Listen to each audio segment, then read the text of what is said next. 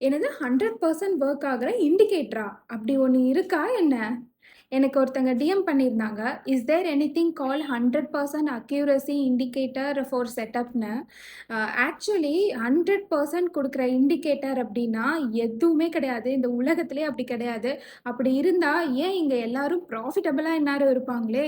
இங்க பெரிய பெரிய இன்வெஸ்டார்ஸ் அண்ட் ப்ராஃபிட்டபிள் ட்ரேடர்ஸே அவங்க ஸ்ட்ராட்டஜி 70-80% தான் அவங்களுக்கு ஒர்க் ஆகும்.